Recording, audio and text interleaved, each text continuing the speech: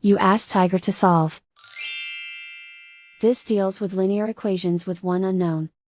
The final result is x equals -1. Let's solve it step by step. Simplify the expression.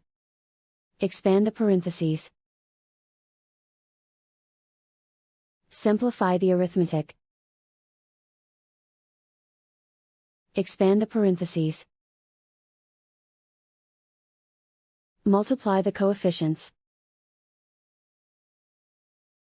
Simplify the arithmetic.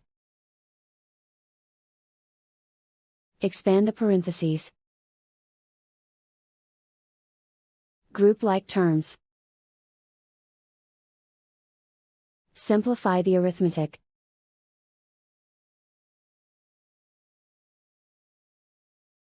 Group all constants on the right side of the equation. Subtract 13 from both sides. Simplify the arithmetic.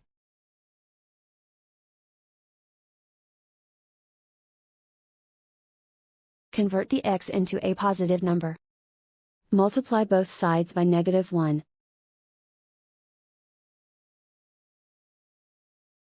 Remove the ones.